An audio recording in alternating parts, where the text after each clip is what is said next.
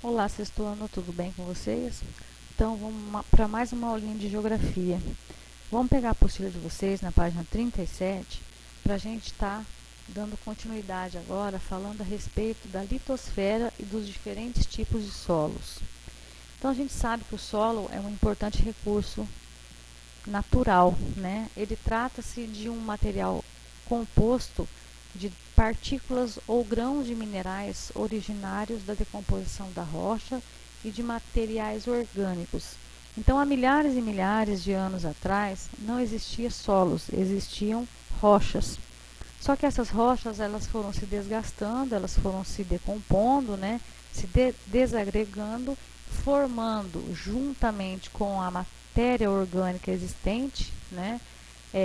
Que no caso era resto de plantas, resto de animais mortos, foi havendo essa junção, né, das partículas, dos minerais, dos grãos, e juntamente com a matéria orgânica, e começou a dar origem ao solo, né, com o decorrer de milhares de anos. A gente sabe que o solo é muito importante para a gente, porque é essencial para a agricultura, né, para nos sustentar, também para a produção de madeira, para alguns tipos de biocombustíveis. Então, o solo é essencial, né, para a manutenção da vida no nosso planeta. Aí a gente vai observar que existem vários tipos de solos, né? A gente pode dizer assim que existem perfil, né? Então, a gente pode perceber que aqui, ó, nessa camada fininha, existe o perfil O.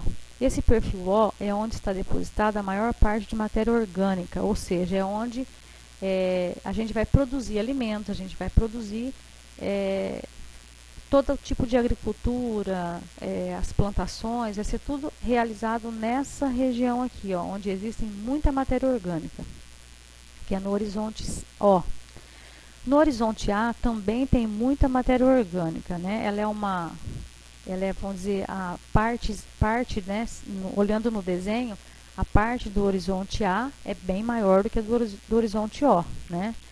Só que aqui já existem uma variação grande também de rochas, tá? Depois nós temos o horizonte B, que é a camada também rica em sais minerais, né? É uma camada onde existem, no caso, as raízes das árvores, por exemplo. Tem algumas que chegam até aqui, né? Mas não são todas, são raras que chegam até o horizonte B. Quase não existe mais matéria orgânica nessa faixa aqui. E depois existe o horizonte C, né, onde principalmente ocorre a fragmentação da rocha matriz. O que é fragmentação? É pedaços de rochas. Então, nessa última aqui, onde não está aparecendo, só está aparecendo um pedacinho, é a rocha matriz. Então, a rocha matriz, com o decorrer do intemperismo, vamos dizer assim, vai se soltando, né, vai se fragmentando e vai dando origem a essa camada aqui, ao horizonte C, tá? Que ela é composta basicamente da fragmentação da rocha matriz, tá? A partir do intemperismo, das coisas que acontecem na natureza, naturalmente. Aqui quase não chega, né? É quase impossível chegar a raiz de uma árvore, né? Até no horizonte B ainda tem raízes de árvores, né? Poucas, mas ainda existem. E a fragmentação de rochas aqui, ó, são bem menores do que no horizonte C, tá? Quanto mais profundo eu vou, né, eu vou vendo o solo, ele vai se tornando mais basicamente rocha, né? Então, a camada mais importante para nós, né, para os seres humanos, é o horizonte O e o horizonte A. Ah, mas então o horizonte B e C não é importante? Não é que ele não seja importante, ele vai ser importante para a extração de minérios, para a extração de combustíveis, tá? Mas para a manutenção a partir da agricultura, vai ser nessa região aqui do horizonte O, né? E um pouco lá do horizonte A, tá? Então, isso é o perfil do solo, tá?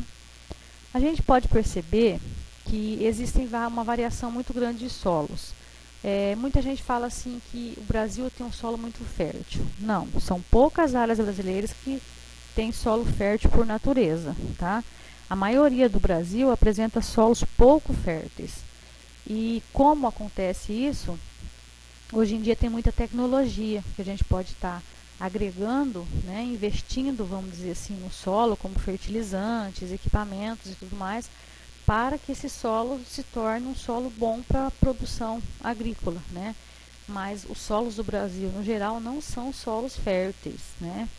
Falava-se, né, há muitos anos atrás, que o solo do Brasil poderia ser o maior, de maior fertilidade do mundo. Isso não é verdade, né? Foi provado que os solos do Brasil não são solos férteis, né?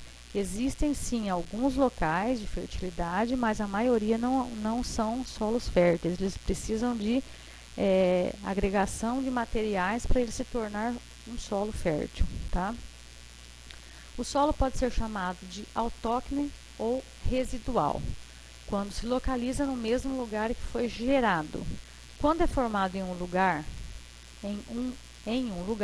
após o transporte, sua decomposição dá em outro, trata-se de alóctone ou transportado. Os solos transportados por ventos compõem planícies férteis e apresentam muitas vezes grande profundidade, sendo dominados de loess, de alta importância para a agricultura. Esses solos, né, que são denominados loess, eles significa fértil, significa muito fértil, vamos dizer assim, tá?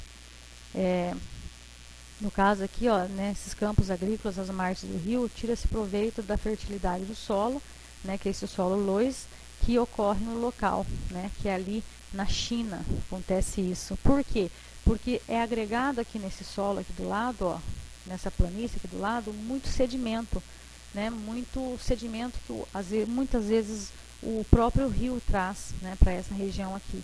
Então, o solo que ele foi gerado a partir do transporte, né, como está dizendo aqui, ó, né, que o solo é alóctone, né, ou transportado, que levou muita decomposição para aquele local. O que é decomposição? É resto de rochas misturado com restos de plantas, de folhas, de galhos, de animais, né, que vão se decompondo e vão tornando o solo daquela região ali um solo muito fértil, tá? E o solo autóctone ou residual é aquele solo que foi gerado ali naquele local mesmo, não foi transportado, não foi carregado de um local para o outro através do vento, vamos dizer assim, tá? Existe também, vamos dizer assim, alguns nomes para os solos, vamos dizer assim, tá? Então, como que é isso? Ó, o solo pode ser roxo, né? Por que roxo? Né? Não existe terra roxa, existe terra marrom, meio avermelhada, mas não roxo. Mas vamos dizer assim, essa característica que eles falam de terra roxa é porque os primeiros imigrantes italianos que chegaram no Brasil, quando eles chegaram aqui e viram a coloração da terra, eles logo disseram que a terra era como se fosse uma terra rosa. Só que para eles não era rosa, né, que eles chamavam de terra roxa. Roxa, né? Roxa é o rosa para os italianos. Então, ficou denominado, né, como terra roxa, né? Mas era por causa da coloração dela, que era muito diferente lá da região da Itália. Eles acharam muito interessante a coloração do solo daqui e falavam que essa terra ela era meia avermelhada, né? Ela era meia rosa escuro, então para eles a vermelho escuro, né, rosa escuro era chamado de terra roxa, tá? Aí a gente vai ver lá que é denominado, vamos dizer assim, essa terra roxa, né? É denominado de solo produtivo, né? De solo que tem bastante fertilidade, né? Só que, como eu acabei de dizer, vai depender muito da região, né?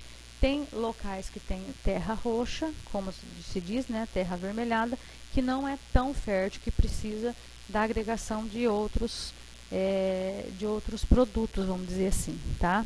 Na página 42 a gente vai estar vendo também que o relevo ele influencia muito nos solos, né? Se é um relevo, por exemplo, de planície, pode haver alagamentos. Se é um relevo de planalto, a prática da agricultura vai ter que ser de forma diferente, né? Vai ter que ser uma agricultura vamos dizer, com técnicas mais modernas, né, para poder conseguir fazer com que produza, né, em terrenos com declive, vamos dizer assim. Mas, resumidamente, o solo, vamos dizer assim, ele é um dos fatores, um dos recursos mais importantes que existe na natureza, tá?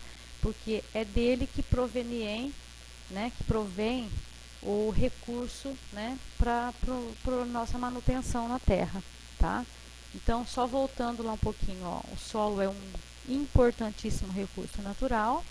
Ele é constituído do que? De partículas de minerais, ou seja, de rochas e de matéria orgânica, né? A junção desses dois deram origem ao solo, muito importante para a agricultura, para plantação de árvores, né? Que chama silvicultura, plantação de árvores, para obtenção também de biocombustíveis, né?